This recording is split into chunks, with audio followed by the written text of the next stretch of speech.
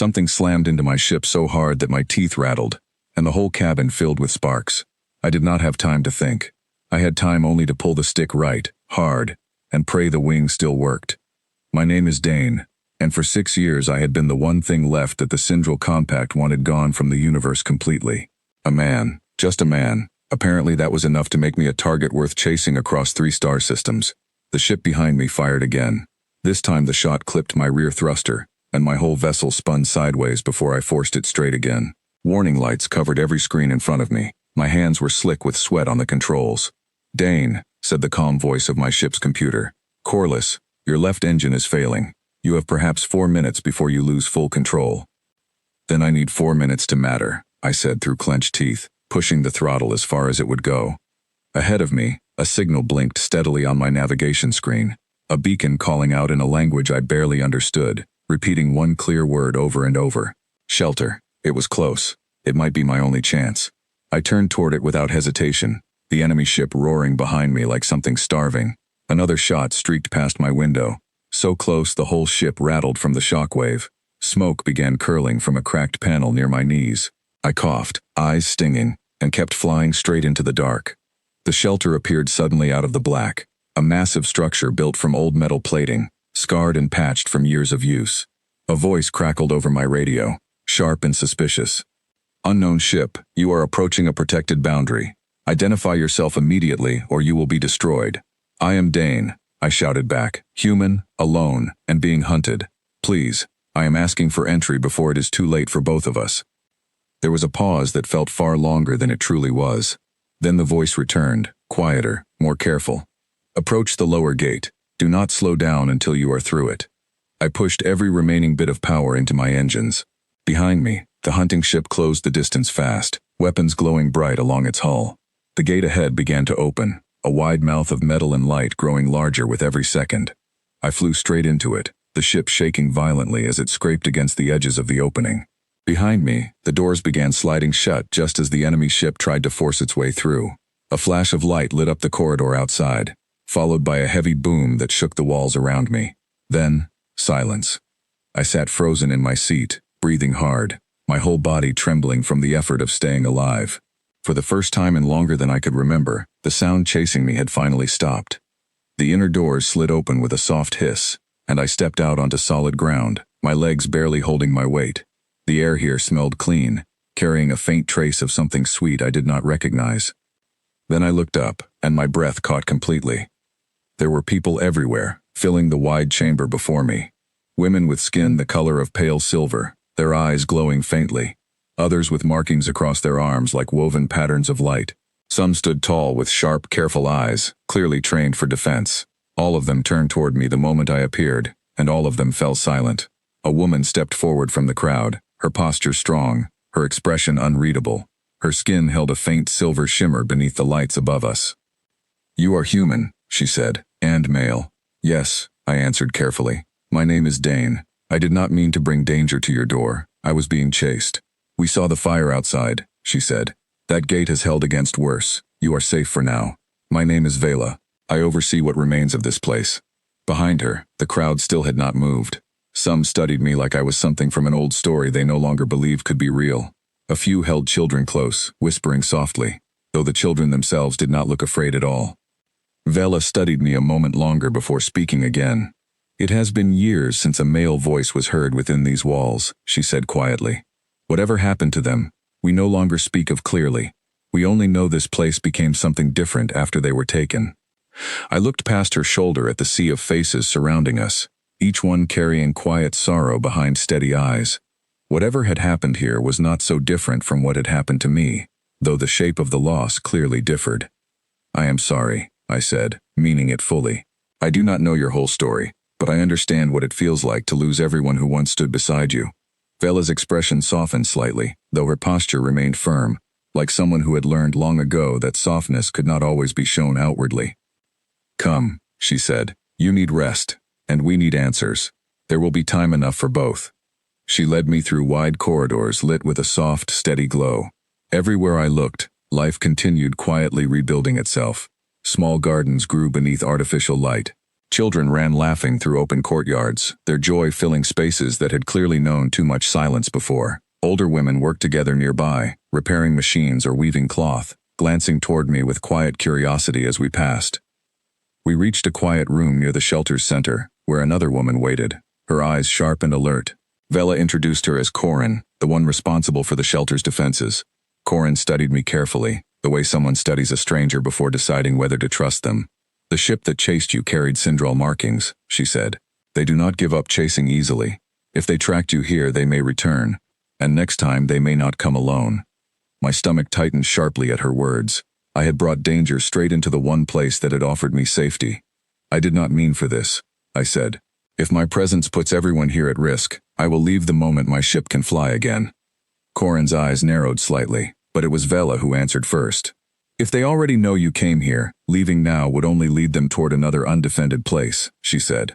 "It is wiser to prepare together than to scatter alone." The room fell quiet, filled only by the low hum of distant machinery. I looked between the two women, feeling the weight of an unspoken decision settle heavily over all of us. Then Corin spoke again, her voice slightly less guarded than before. "We have survived threats before," she said, "but only because we prepared carefully, not because we hoped for mercy from those who show none. If you choose to remain here, you will help us prepare properly." I agreed without hesitation, grateful for any chance to be useful rather than simply a burden to people who had already lost so much. Over the following hours, while a small team of engineers worked to repair my damaged ship, I learned more about the shelter itself.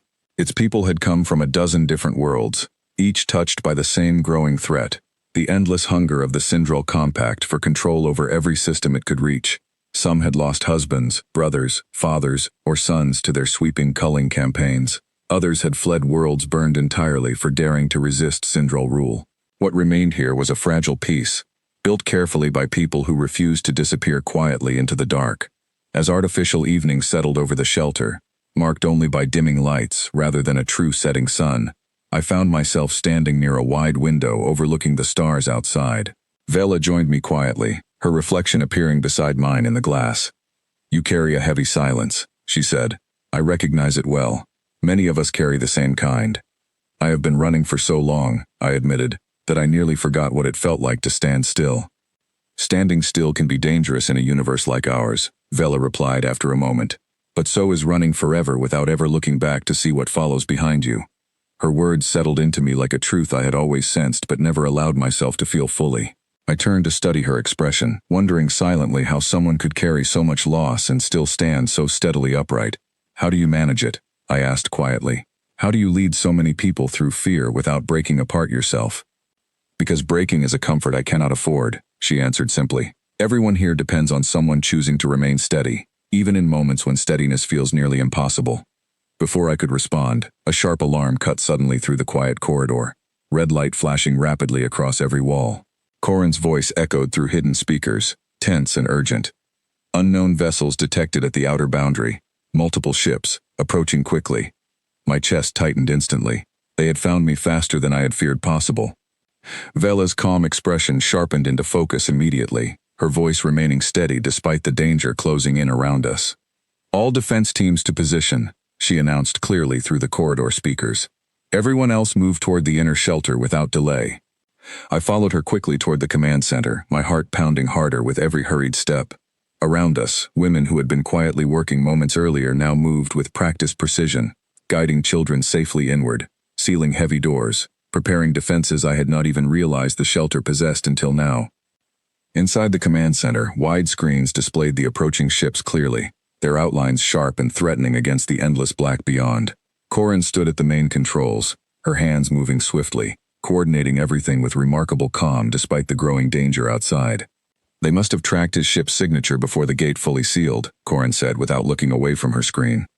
Guilt rose sharply inside me, heavy and impossible to ignore. "Then let me go out and speak with them directly," I said. "Perhaps if they see I am the only one they truly want, the rest of you will be spared entirely." Vela turned toward me sharply, her eyes flashing with something between disbelief and quiet anger. "That is not sacrifice," she said firmly. "That is surrender to an enemy who never honors such offers. They would take you and still return for the rest of us afterward, believing weakness always invites further conquest." Her words struck harder than I expected. cutting cleanly through the guilt I carried with a truth I had not fully considered before. "Then what do we do?" I asked, desperation clear in my voice now.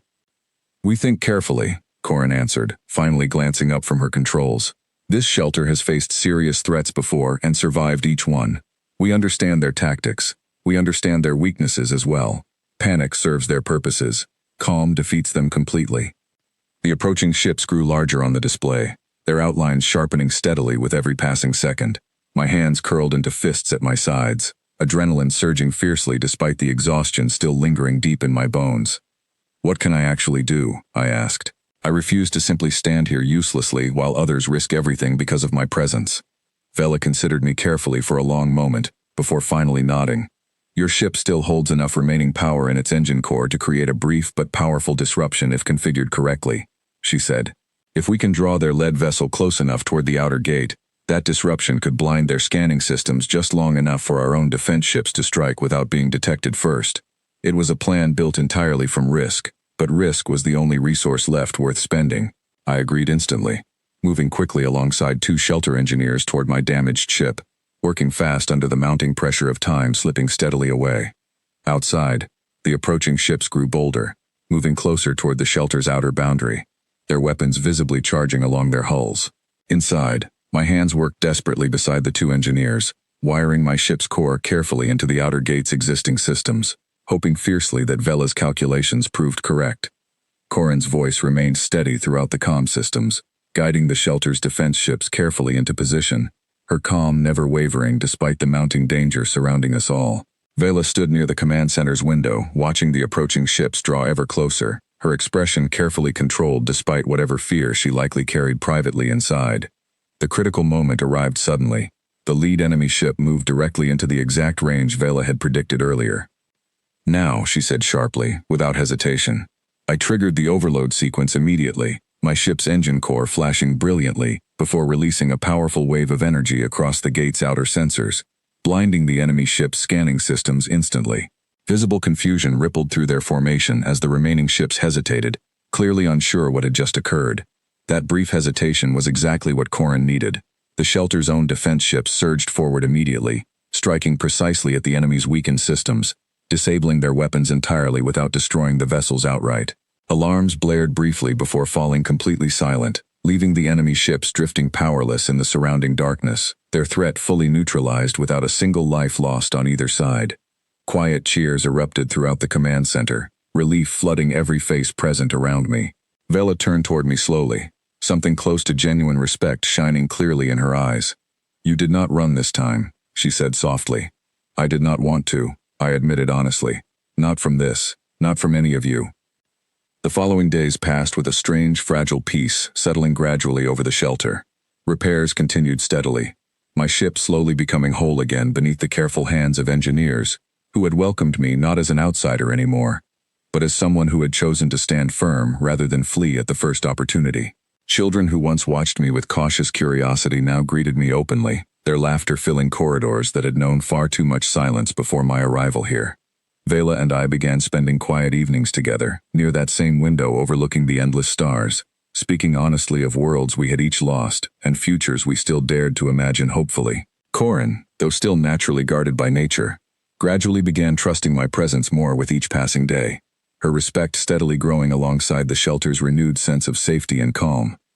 One quiet evening, as the artificial stars dimmed softly above us both, Vela turned toward me with a question that had clearly been resting heavily on her mind for some time. "What will you do now?" she asked gently. "Your ship is nearly fully repaired. You could leave whenever you choose to." I considered her question carefully before answering honestly, my eyes drifting slowly toward the countless lights scattered across the shelter's inner courtyards, each one representing a life quietly rebuilding itself from loss. "I spent 6 years running because I believed survival meant staying entirely alone," I said finally. "But standing here now, among people who chose to protect one another rather than scatter apart in fear, I have learned survival actually means something different entirely. It means choosing to remain exactly where you are needed most, even when leaving would clearly be far easier."